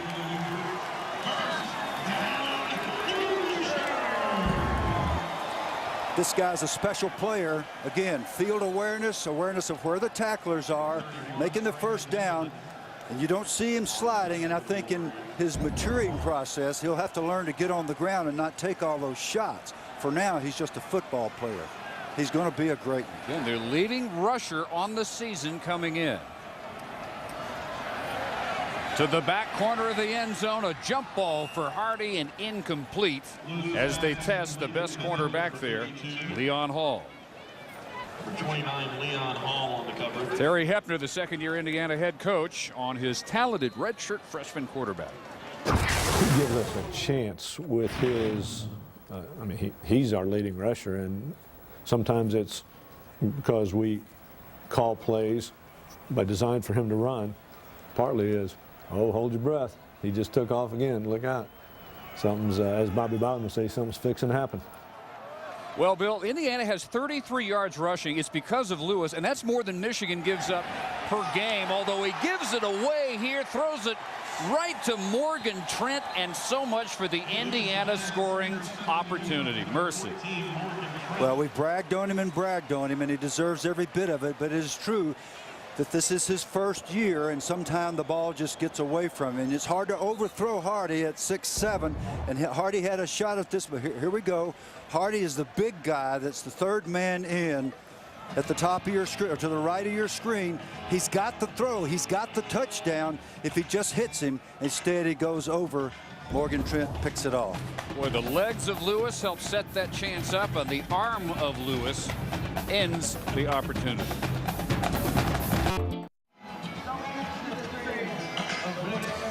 Terry Hepner living with the talent, but also the inexperience of his redshirt freshman quarterback, Kellen Lewis, who gets Indiana the scoring chance and then gives it up with a badly overthrown pass. He reminds me of Antoine Randall L. in this same uniform, in this same stadium, at the same stage of development. And Antoine made some mistakes too in that early going. But this guy's going to be really, really good, and I'm sure the Indiana coaches hope that he's as good as Randall L. I can tell you this, he makes the same kind of impression with his intelligence and his awareness. A little bit bigger than Antoine Randall L. He's got probably at least a couple inches on him. Lewis listed at 6 feet. Antoine in boots wouldn't approach that. Hart not able to turn the corner or stop the clock as he's brought down by Leslie Majors. Antoine in boots. In high heel boots. In platforms. You never cease to amaze me, Mr. Barnett. You find a way to paint a vivid picture. Yeah, but Randall L., I just think is one of the most exciting football players ever. And I think this guy's got the same kind of potential. Well, we used to watch him here as a quarterback, wondering if he'd get a chance in the NFL. And not only did he get a chance, he turned it into a very lucrative career. So Lloyd Carr and Michigan will head to the locker room halfway to an 11-0 record, taking care of business so far, up 21-3 as we join Reese Davis for our Pontiac Performance halftime report. 18-point lead in Bloomington, Michigan avoiding the Back at Memorial Stadium in Bloomington, Indiana, college football presented by Cars.com. And Chad Henne in Michigan on top 21-3. The only chance this game had to become interesting was right before the half, and Kellen Lewis threw an interception to Morgan Trent in the end zone. That preceded by Henne's only interception of the first half, and he threw it at the goal line to Leslie Majors. So that exchange at the end of the second quarter, keeping it an 18-point Wolverine advantage. Well, there are a couple of ways to define interesting. It got interesting in the second quarter because Indiana had 7 first downs to only 4 for Michigan. The time of possession was almost dead even, with Indiana having the edge in the second quarter, 7:47 to 7:13, when in the first quarter it was something like 11-4 in favor of Michigan. So Indiana settled down and got over its intimidation factor and is at least playing better. And they're going to get the ball to begin the second half. Here at Rivas's kick. Returned from the 8 by Marcus Thigpen, one of the best in the country, who breaks this one up near midfield. He has 3 touchdown returns to lead the nation. The first Hoosier with more than 1 in a season, and that one comes back 38. Man, he's fun to watch. This is well blocked. Properly caught right in the middle of his body, and that's the way kick returners are supposed to catch the football. Look at his agility and speed. Nice job. No fear. Hit the holes that he had, and they start at the 45. Figured today they'd need something from him, maybe a touchdown return. They might need their defense to score, and they could not afford mistakes, certainly not an interception in the end zone the way they ended the first half. They start the second with Demetrius McCray unable to outrun the defensive end, Lamar Woodley. And Heather Cox spoke with the coaches at halftime. Heather? Indeed, and I asked Coach Hepner if he was pleased with the fact that they already have 3 more rushing yards in this game than Michigan allows in an entire game. And he said, no, absolutely not. Points are the only thing that matter. We have to eliminate the mistakes. Michigan really makes you pay. Now, as far as Lloyd Carr goes, I asked about his philosophy of playing his starters throughout the second half, and he said he will do whatever it takes to win. He thinks they've defended the deep pass well. Then I asked if he knew about the Ohio State score or if he wanted to. He said no. Here's a short toss for James Hardy. He's close to the first down. Lloyd somehow is aware of the Ohio State score. Lloyd's a real good friend of mine, and he doesn't lie very often. But if he had a straight face when he said that to Heather, you need to ask him that again. course, I wouldn't go over there right now. Yeah, that was your chance. You're talking about an intense competitor. Of course, all these guys, they wouldn't be Big Ten head coaches. They all want to win so much, and they're so smart. Catch by Hardy just short of the first down, and a flag flies. We haven't had many of those. As McCray is again brought down by Woodley. Ball carrier. There is a flag. Holding Indiana. Each team only one penalty in the first half. During the run, holding, offense number 74. It's a 10-yard penalty from the previous spot. It remains third down. Well, it's the bane of an offensive lineman's existence that the only time you get your name noticed, that's Chris Mangiero, who's a senior, and he just, whoops, oh, Chris, they're not going to, you can't do that, son. That was a hog-tie takedown. That was a necktie takedown. He had a hold of Terrence Taylor, and Terrence could make you do that. He's a heck of a nose guard, 300 pounds packed into a 6-foot body. Mangiero, one of 21 departing seniors in their final home game at Memorial Stadium today. Lewis chased into a sack. David Harris, the middle linebacker. 15, Kellen Lewis. Now, we talked a lot about Ron English today, the defensive coordinator for Michigan. He's made some changes. He took over from a longtime great coordinator named Dave Herman, who went on to the NFL. But he has a lot of different looks, and that's David Harris, the middle linebacker, who's up in there hitting the A-gap, and he's in the backfield in a heartbeat. A lot of new looks for Michigan, tough to protect. Tyson Beatty, wind at his back, easily his best kick. Preston back at his 18. First Hoosier missed, and now it's trouble. Beatty, the only man back, no chance of stopping Preston. Touchdown, Michigan. 82 yards. 15, Preston on the kick return. Touchdown, Wolverines. He has broken a 4-way tie for the Michigan career record. That is the 4th touchdown return of the career for Steve Breaston.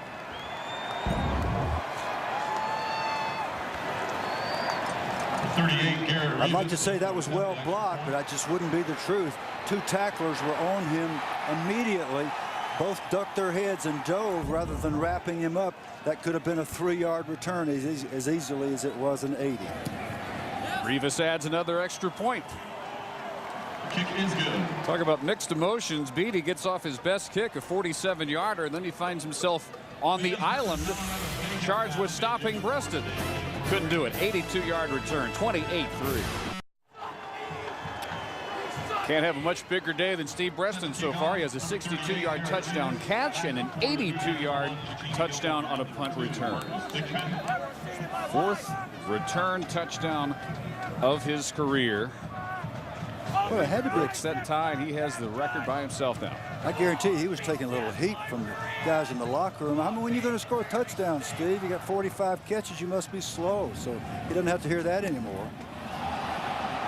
Problems mounting for Indiana. Thigpen bobbles that kick and returns it only to the 12-yard line. But this is actually well covered. Both Tracy Porter, who's coming down from the top of the screen, and James Bailey at the bottom. Here's Bailey. Now, this is going to be cut back inside, and he's got a perfect shot, and all he's got to do is drive his head across and make the tackle. Instead, he ducks his head, dives at the ball carrier, and no good ball carrier goes down with that kind of tackle. So the coverage was good. You just got to finish the play. So, backed up at his 12, now down 28-3. Lewis and the Indiana offense back to work, and Michigan defensively teeing off. David Harris nails Marcus Thigpen. But like I said, this defense is intimidating. This is the most intimidating defense I've seen this year, and this is what I mean. Look at that. You got somebody at your feet, so you can't really get your pads down and explode. And your Thigpen, you hit it up in there with all 190 pounds, and you get drilled. David Harris with 240 running as fast as you do. Another loss. It took a couple of Indiana possessions and all but 1 minute of the first quarter for them to gain on any play. Thigpen almost bent backwards. as he again runs into Harris, trying to get back to the original line of scrimmage. David Harris showing NFL scouts exactly what they want to see. Can this guy explode and shut down an offense between the tackles? The answer is absolutely. Now, you could say, well, there's no blocker on him, but his acceleration, the quality of his angles, and his sense for where the football is going to be shows that he's got a future. We're going to watch this guy play a long time. Number 45, Harris.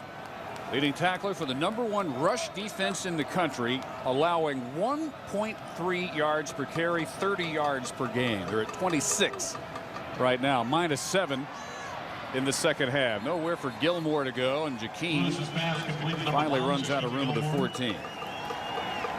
I have not seen a group of linebackers that run like these Michigan linebackers, with one exception, and that's the bunch from Ohio State a year ago. A.J. Hawk, Carpenter, and that group could run about like this, and they, of course, were the dominant defense in the country. And they were supposed to be irreplaceable. Or yeah, they so got a some bunch. thought. They got a bunch now that run almost like that. Edey got off a 47-yarder last time, stands at his own 1, and that's the only way to make sure Breaston doesn't do any damage to you. Out of bounds with 9:41 to go in the third quarter. Henne and the Wolverines back to work after a 43-yard kick, leading 28-3.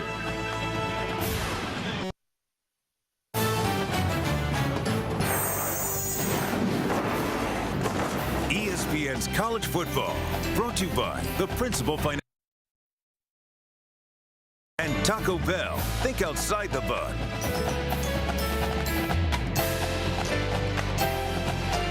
Bloomington Courthouse on more picturesque town squares you'll find here in the Midwest.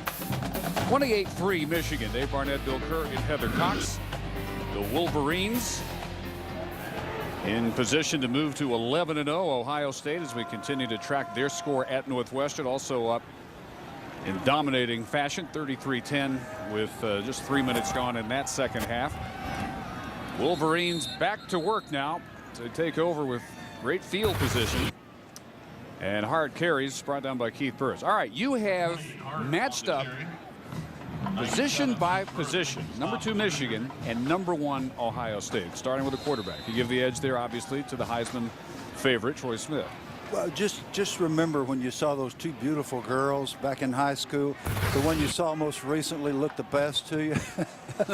Well, I've seen these two teams in the last few weeks because I was there for the Ohio State Indiana game. Brandon Minor on that carry. Yes, continue with your beautiful girl analogy. And so the one you've seen most recently looks a lot better than the other one. And then you see the other one, you think, gee, I don't know, maybe this one looks better. So Ohio State looked so dominant that day. Michigan's looked so dominant this day. And yet I am forced to make these decisions. But I need some help from Heather. Let's talk to Heather.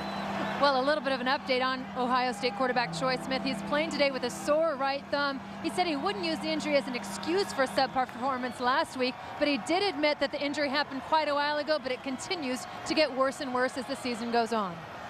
Here's a 3rd and 3, and Henne on play action, drilled as he lets it go for Breaston. And his big day continues with a first down to the 29. 23 yards. Yeah, I saw Henne in the Ohio State-Michigan game last year because I was there. Here's Breaston again, just having an outstanding. This is what he does best. He's an inside receiver, usually lines up in a slot position, and he finds open spaces. Henne knows he's going to take the shot there. Geno Jackson clean again. He steps up, delivers the football. I'm very impressed with Henne today. He's 10 out of 14 for 164, 2 touchdowns, 1 interception. Jerome Jackson with a flag down. Jackson, one of 3 tailbacks Michigan has rotated in. Keith Burris makes the tackle. Illegal motion, Indiana.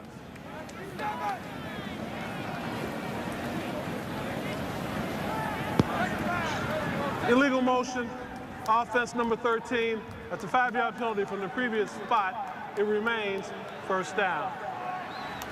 Greg Matthews, an outstanding true freshman prospect. Had a lot of speed from Orlando, Florida. There you see Breaston with his day. 3 receptions, 103 yards. That's not a bad average. 34.3. That includes a 62-yard touchdown, so 5-yard mark off, 1st and 15 Wolverines. Jackson again trying the right side. And into the secondary. Chased down again by Burris, the defensive tackle. All right, so quarterback, slight edge, it sounds like, for Troy Smith. Wide receivers, come on, pick a group. You can't check both groups of wide receivers. I checked both groups. I think it's a dead heat. Two great groups of wide receivers. We've seen Preston emerge today. Running backs, I think Ohio State's got a little bit more explosive group of running backs. O-line, D-line, linebackers. I mean, what Michigan has done today is just show me that they've got a slight edge in those areas, and I think that'll win the game. DBs, special teams, Ohio State has the advantage for sure. Jackson right up the middle, 1st down to the 17. And you like Michigan, and did I hear you say by a field goal in overtime? By a field goal in OT. I think it's going to be a game for the ages. I love both the teams. I think they're extremely well coached. I think they're disciplined. They're tough as nails. I think it'll be a great football game. I would pay to get a chance to be at the 50-yard line.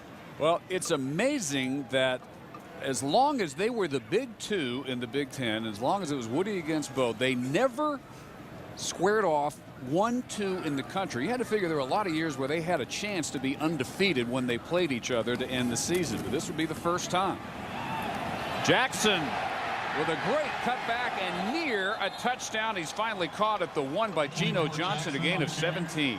And Jake Long, the big, fine offensive tackle, who's a co-captain and of whom Lloyd Carr speaks so glowingly. Just sealed that hole, made a nice, did a good athletic move. He didn't just knock somebody back that time, but showed his footwork. There's Jake. Got some incredible tattoo work there. I'd love to know what that means. But man, can he play football? And Lloyd Carr speaks more glowingly of him than any other player I've ever heard him talk about. Jerome Jackson continues on for the touchdown on a drive that mostly featured him on the ground. He has his 2nd touchdown of the year. Out of Saginaw, former Michigan High School Player of the Year, came off his best game of the season, 6 carries for 68 yards against Ball State. And he earns some serious second-half playing time here today, and he makes it 34-3. 5:37 to go, 3rd quarter. The Michigan rout continues. Garrett Rivas just banging that one off the upright, and he misses his 2nd point after the year. So 34-3 it remains after the Jerome Jackson touchdown. Michigan on track for that meeting with #1 Ohio State next week.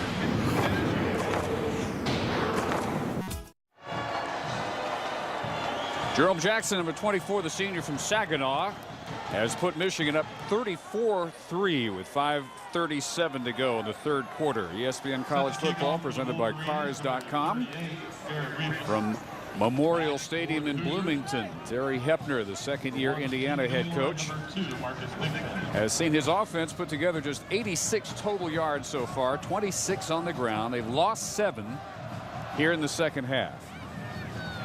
Michigan with a couple of touchdowns. And now this return by Thigpen as he searches and does not find any room around the corner. Today's game track presented by John Hancock. Preston with over 100 yards on 3 catches. That includes a 62-yard touchdown catch. This an 82-yard punt return for the first score of the 3rd quarter. And Jerome Jackson just posting the 2nd. Hoosiers start from their own 19. Lewis through the air, 10 for 22, 60 yards and an interception on a ball that had a chance to make it 21-10 just before the half. Intercepted in the end zone.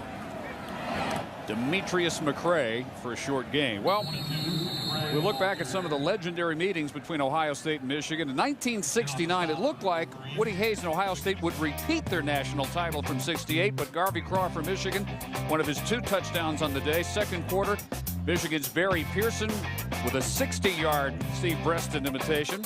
That set up another Wolverine score. And Michigan pulled off the upset 24-12, and the Bo Schembechler era had its first signature moment. Lewis through the air, and a stretching grab at the 16-yard line made by Andrew Means, down to Heather Cox. Well, speaking of Bo Schembechler, 3 weeks ago, he fell ill while taping his weekly television show. He was rushed to the hospital where he underwent a procedure in which a device that combines a pacemaker with a defibrillator was implanted into his chest. Unfortunately, this wasn't the first time. He'd had 2 prior heart attacks and 2 quadruple heart bypass operation. The good news, the legendary coach is progressing well, watching the game from home today. And happy with what he's watching, no doubt. Lewis on the keep. He has been the sum total of the Indiana running game. He was their leading rusher for the season coming in, and he's got a first down with a yard to spare. So our John Hancock game track now with the Breaston punt return, his school record 4th return of his career for a touchdown. And that followed shortly by Jerome Jackson's 1-yard scoring run. Rivas with the extra point hitting the left upright, keeping it 34-3. First down, scrambling. Lewis. Demetrius McCray to the 35. David Harris chasing the ball from sideline to sideline as Michigan's leading tackler on the year. 45, Dave Harris in on the stop. I think we just broke a record, Dave. This is the longest screen pass on record for a plain drop back screen to a back, and David Harris once again showing all of us, everybody in America, hey, I can run with these backs. Not only can I fill tackle to tackle, I can get to the sideline if necessary. Lewis now 7 of his last 10 through the air. 12 of 24 for 70 yards for the day. And Barry back inside the 30, fumbles, but Indiana gets a lineman on the recovery. Tim Jamison supplying the pressure. And recovered by Kyle Thomas, the left tackle. Another good example of what Michigan can do as they stunt. Jamison lined up over here to the right. If we can stop it right here. Jamison came from way over here to the right. He was lined up outside your screen, outside the viewing area. He loops up inside a linebacker blitz, and it's almost impossible to block, especially with the kind of speed this team has. That turns into another 3rd and long, 3rd down and 9. Lewis for Hardy has had a fairly quiet day. That should be enough for another first down just to the 41. Another David Harris tackle. It doesn't matter who has the ball. It could be somebody else's wide out. He's not necessarily probably supposed to be covering, but he'll still make his way over, make the tackle somehow. Well, I spent a lot of time talking about this magic between Kellen Lewis and James Hardy. What Michigan defense has done, Ron English has just schemed them out of their magic by bracketing and double covering Hardy most of the day. So he hadn't been very active. Hardy has come in with 19 career touchdown catches in just 18 games. Lewis has had a couple of decent quarterback draws, almost fumbles this one away. Let's get an update from Reese Davis. All right, Dave, you probably saw the score up in the corner of your screen. Ohio State now at 40. Here's how they did it. Troy Smith, his 4th touchdown pass of the day. This one to Anthony Gonzalez, 40-10. The only thing the Buckeyes have done wrong, they botched a couple of extra points. Well, and so has Michigan today. That's the kind of thing that coaches would lose some sleep over the week before a game like this, I think. Oh, coaches invent things to lose sleep over before games like this. I mean, of course, there's never been a game like this in the Big Ten. Lewis on 2nd down and 9, and not looking for that pass was Ray Fisher. But he finally did turn around. He looked over his left shoulder, and Lewis threw it over his right. Willis Behringer, number 19, getting the start at free safety today. The veteran just sees a nice touchdown coming. He fails to do one thing. Look at the tip of the ball and catch it, Willis. Catch the ball, and you run for the touchdown. Nice break on the ball by the veteran free safety. And another 3rd and long. Last time they picked it up with Lewis hitting Hardy.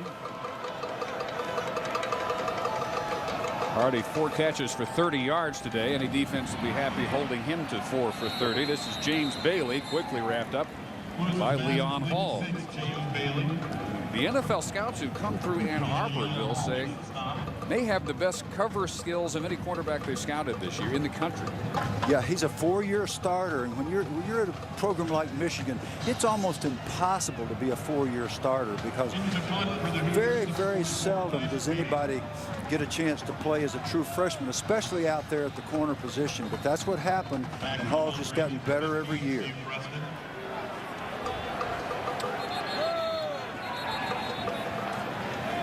Beatty drops back, and Michigan calls time with 1:04 to go in the 3rd quarter. Expecting the punt when we return to Bloomington. 34-3 Wolverines.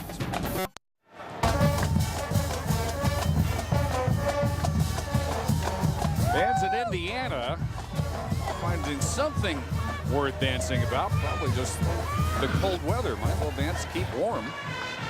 Michigan fans hopping up and down in this chill. It's got to be somewhere in the 30s, and the wind has been a factor all day, and it continues to pick up left to right. It rained earlier today, but we've stayed dry for our entire contest here at Memorial Stadium. So Beatty, after the Michigan timeout, gets a breast and fair catch. He bobbles but hangs on at the 12. All right, so we showed you one of the memorable Ohio State-Michigan games from '69. 4 years later, Ohio State #1, Michigan #4, 4th in inches. Dennis Franklin to tie it at 10. Soon after, Greg Hare intercepted by Tom Drake of the Wolverines. That drive stalls. Mike Lantry from 44 yards out wide right, and it ended 10-10. And I would think up until this year, that was probably the premier Michigan-Ohio State game. Next Saturday, first time since 1935 for a conference to have 2 teams 10-0 or better. Michigan leads the all-time series. 9 prior matchups, both teams ranked in the top 5, and Ohio State 5-3-1 in those games. But again, they have never played as the top 2 teams in the country, as Jerome Jackson stays in and breaks another long one. Brought down by Troy Grossfield. Not before a gain of 16. Both Ohio State and Michigan heading full steam ahead toward that battle in Columbus next week. Just talking about all the precedent-setting things that you're bringing up, Dave, all of which is fact. But one thing that those teams in the past did not have was the kind of media scrutiny that these guys do. These guys are going to be interviewed as if it were the Super Bowl. I mean, I don't know how they're going to get to class or take care of their regular business. And the team that can face those distractions and get ready will be the team that will be the best prepared. Well, both coaches have national championships. Lloyd Carr in '97, Jim Tressel in '02. One of them may add to their collection on the mantle before this year's done.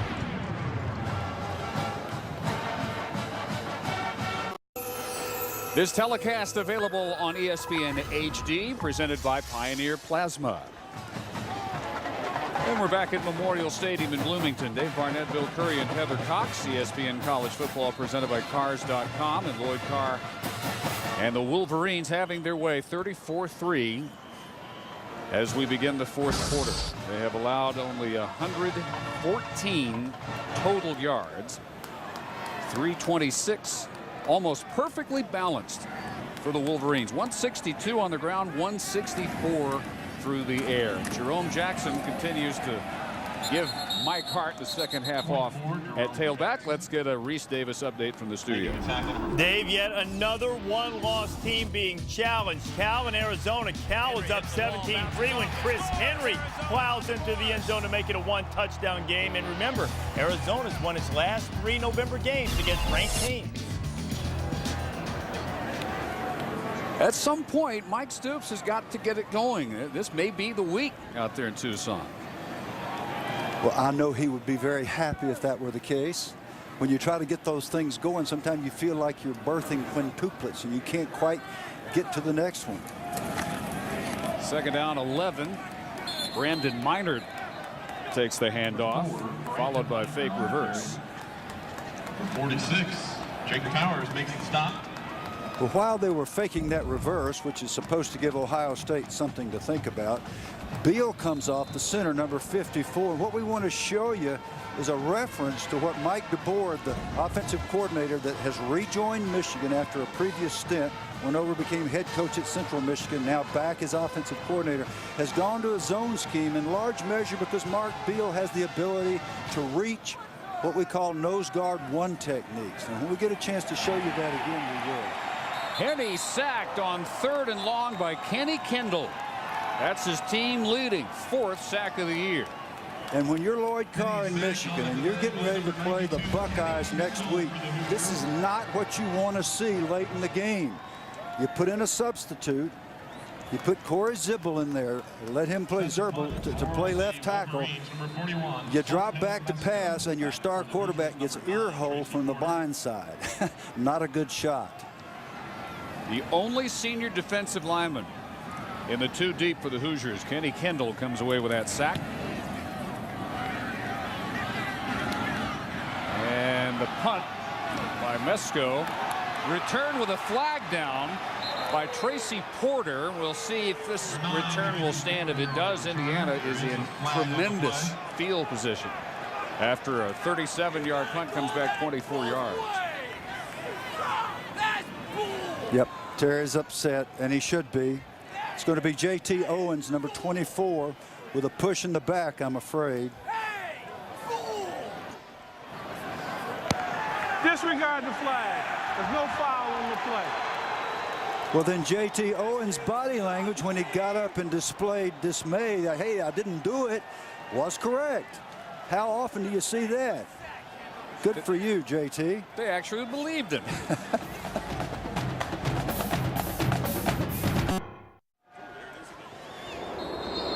Indiana sets up on the Wolverine 37-yard line. And trailing 34-3. Clock rolls 12:40 to go. They have, again, just 28 yards on the ground against the nation's #1 rush defense, which gives up 30 per game. Lewis again chased and forced into the throwaway. So playing out the scenario, Ohio State, Michigan, one of those teams will have a loss. There's speculation that if it's a close game, then the public sentiment will be behind a rematch in the national championship game in the Cardinals' new stadium in Glendale, Arizona. But there's also going to be public sentiment for a one-loss team to get a shot in that game. And there's a chance that it could be a Texas-Michigan rematch of the Rose Bowl from 2 years ago, or a Texas-Ohio State rematch from the game won 24-7 by the Buckeyes in Austin this year.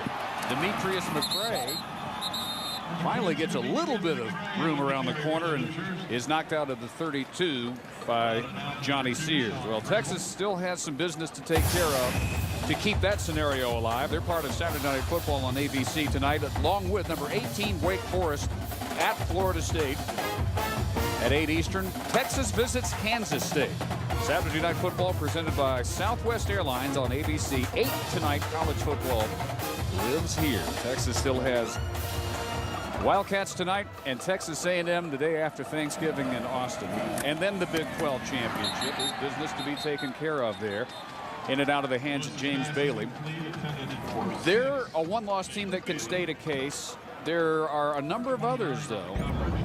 And as we look again at the incompletion, that's going to make this discussion, I think, completely different than last year when it was obvious that USC and Texas were the 1-2 matchup that we wanted to see and we would get a chance to see. That may not be nearly as clean a picture this year. Hoosiers go for it on 4th down and 5. And in the 3-receiver set, Lewis with time, and the ball is bobbled and dropped by Andrew Means, and Michigan holds. Well, you're exactly right on all counts, Dave, about the one-loss thing. And I'm standing here listening to you, and I'm wondering what's going on with Florida and South Carolina. At last word, Florida seemed like they might be in a little trouble. Any trouble Michigan might have had bobbled away. Reese Davis, Lou Holtz, and Mark May with you on ABC. Ohio State's taking care of business just as Michigan is. They're going to meet number 1 versus number 2 for the first time.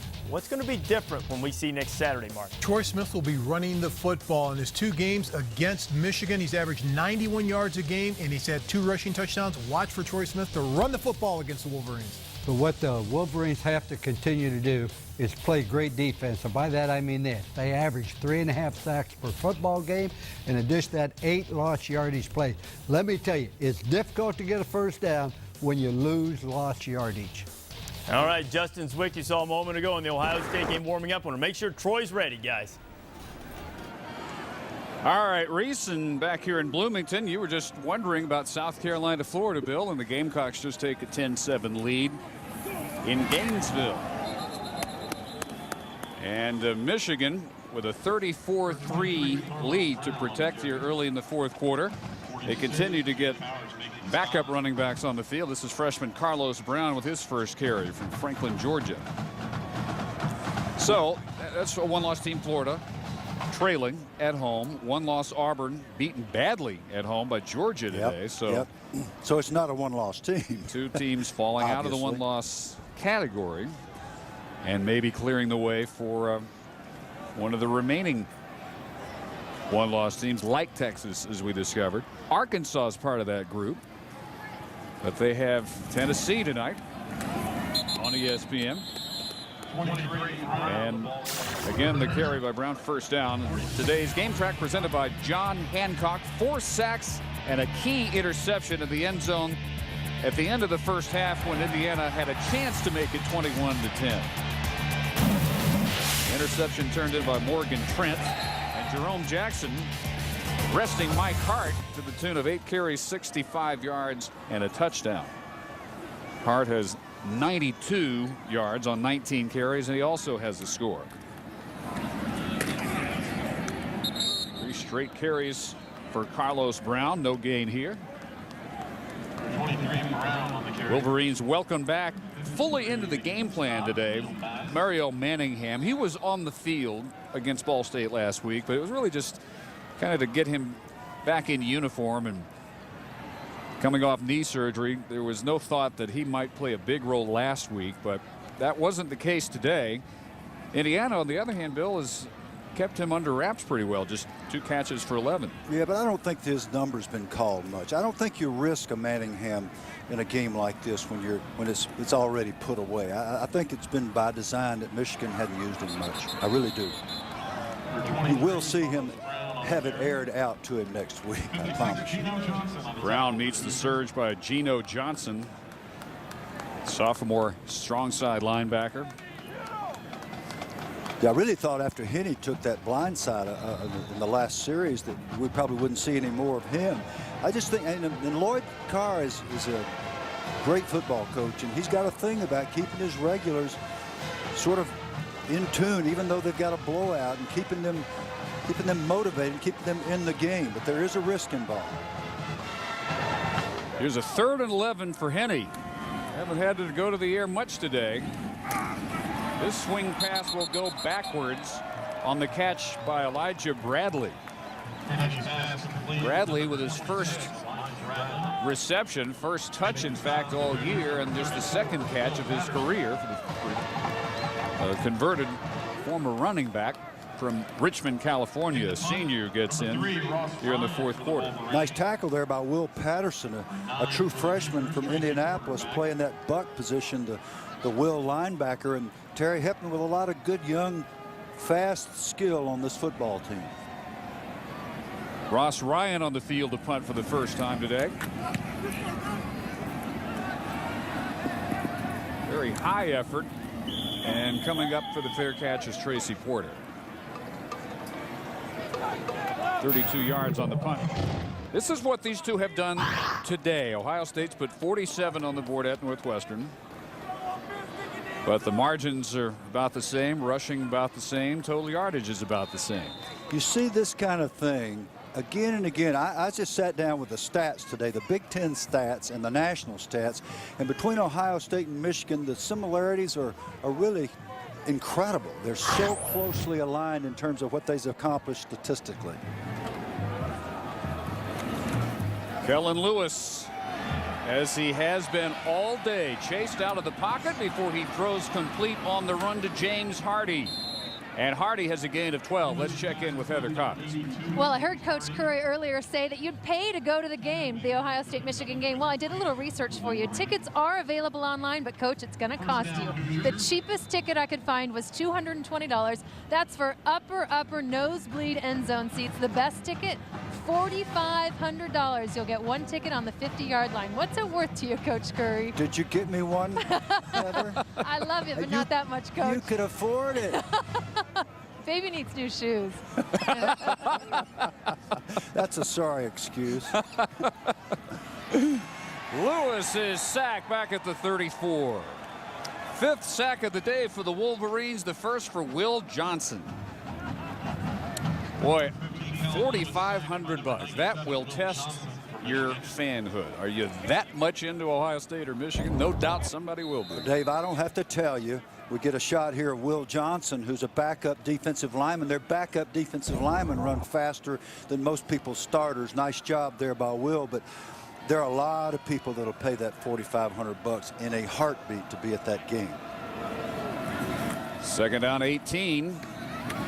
As Lewis throws complete over the middle for Ray Fisher. Let me put you in the mind of both coaches. First of all, Jim Tressel, what would keep him awake this week worrying about Michigan? I mean, there's a lot of things. What mostly do you think he's doing? You know what? I mean this now. I'm around Jim Tressel every now and then.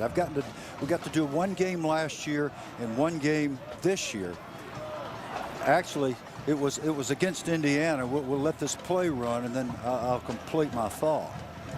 And there's the countdown, by the way. 6 days, 21 hours and change before kickoff in Columbus. Ball batted away, incomplete, defended by Charles Stewart. Let me tell you what Jim Tressel said. And one of the people in our group asked him when we had the interview with the coach, well, Coach, this is such a big job. There's so much pressure. I mean, well, how do you deal with all that? He said, well, my dad was the coach at Baldwin Wallace. I thought that was a great job. I was the coach at Youngstown State, and I love that. I love this job. They're all the same to me. I get the feeling that Tressel has got things in perspective, and he handles it very well. Punt by Tyson Beatty. At the 25-yard line. 37 yards on the kick. Michigan fans sticking this one out. They're enjoying a 31-point lead.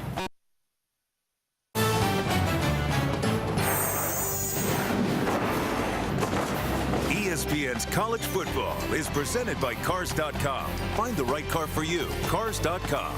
And in part by Cooper Tires. Don't give up a thing. Back in Bloomington, Dave Barnett, Bill Curry, Heather Cox.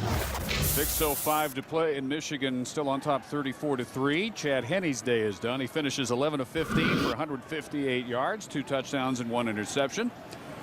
And his backup, sophomore Jason Forcier out of San Diego, checks in. And Elijah Bradley with the ball. All right, so you think if anybody can handle the build-up and the pressure and everything that goes with this matchup between Ohio State and Michigan, Jim Tressel's pretty well suited to that. What about Lloyd Carr? What would keep him awake this week? Well, I think he's got a good handle on it, too. I don't see him all nervous and shaky, and the way you see some coaches uptight. Sometimes he might get a little abrupt at some dumb questions we ask, but we all have done that. Forcier now 3 for 3 on the year, and the ball fumbled by Carson Butler, but Michigan comes up with the loose ball and the recovery, Laterial Savoy. Now, what kept John Cooper up after this 96 matchup, he brought in undefeated Ohio State looking like a national champion. Brian Griese, though, hitting Ty Streets, who took the short pass a long way for the only Wolverine touchdown. Their defense did the job and upset the #1 Buckeyes 13-9. That Ohio State team went on to beat Arizona State in the Rose Bowl. That might still be the most talented college team, that 95-96 Ohio State team I ever remember watching. Orlando Pace, Eddie George previous year, Terry Glenn. all those folks and that Michigan team probably, as they look back after winning the national title the next year, could say, well, that push toward the 97 championship probably began by denying Ohio State the 96 national championship. Well, you could argue that Brian Griese got his start there. He was starting. Absolutely. He had not played much, and he had been redshirted, and I think there was a question as to whether he could really take them all the way. And then the next year, he just built on it. He got better and better, and did a great job for them. They went the distance. Second down and 10. Brandon Minor for a loss, and let's hear from Reese Davis in the studio. Dave, a tough day for one-loss teams and fights everywhere. Cal up 17-10 on Arizona, and there goes Chris Henry again. The junior tying the game at 17 early in the fourth, and Florida made a field goal finally. They tied South Carolina in the fourth at the Swamp. Well, a memorable return to the Swamp for Steve Spurrier so far. In a 10-10 tie. Final 3:20 here in Bloomington. This is a 3rd and 11 roll for Forcier, playing in his 5th game of the year. He looks, has room, keeps, blasted at midfield by Jake Powers, but I think he's got a first down. He's got 11 yards. Yeah, Forcier's a big old guy at 6'2", 220, and I like his acceleration here. He breaks contain. Somebody was supposed to keep him in contain over there, did not do so. And he tucks it away. He actually shows some presence, puts the ball against his chest, which is what you're supposed to do, and runs until he's knocked down by Powers. Nice job. Henne enjoying the toque he's got on over there to keep his little head warm.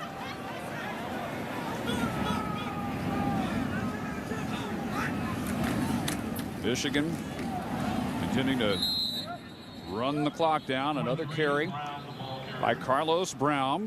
I want to thank the sports information staffs from both schools, Jeff Kegg and his group from Indiana, Dave Abloff from Michigan. We also want to say hi to Bruce Motti, our friend who has long run the sports information operation at Michigan. He lost his father, William, this week. William passing away at age 87. So our thoughts and prayers with Bruce Motti and his family, one of our good friends on the college football scene. Down to the final 2 minutes in Bloomington. Michigan winning its 15th straight in the series. Its 30th in the last 31 meetings with Indiana. Brown is going to be close for another first. And today's player of the game, presented by Cooper Tires, did it on offense and on special teams. Steve Breston. 231 total yards, 3 catches for 103 and a 62-yard touchdown, and a return to punt 82 yards for a school record 4th career touchdown return. I got to say that Breston's been about as effective a player as I can think of that has stayed underneath the radar. He's the best player you hadn't heard much about in the last 4 years. He's had a great career. Timeout called here. Stops the clock at 1:28. I'd just like to add for Bruce Motti, what a wonderful man, and how his hospitality through the years has been so great. We always look forward to being with Bruce, and I share Dave's concern, and Bruce, our hearts and prayers with you all the way. What is Lloyd Carr? What's the point he's making here with the timeout at this point in a route? What he sees in a route is he sees people starting to lose concentration. And you run around out there, you don't do things properly, and you get a little bit sloppy, and that's when people get hurt. And he's saying, you guys have got to learn to finish a job the way I want you to. I mean, that's what hurt him last week against Ball State. They didn't finish the job the way he wanted. So that's the point. I'm guessing that that's what he's saying. Michigan defense led by David Harris turning on another monumental performance. They've held Indiana to 129 total yards, 25 on the ground, -8 on the ground in the second half. Mostly because of quarterback draws and keepers by Kellen Lewis. Indiana at the half was over what Michigan allowed per game, 33 yards on the ground. They lead the nation giving up 30 per game, and they're at 25 And Lewis through the air, 104 yards on 16 of 33 with an interception. Yeah, and I think the most dominating stat I've seen this year in college football is 1.3 yards per carry. The Michigan defense for the season, that's almost impossible when you consider spread offenses and the way everybody's running the ball out of the spread. It's just tough to do that, even if you have a great defense. That means everybody they've played, they have made one-dimensional. As Minor gets down to the 25 with a first down.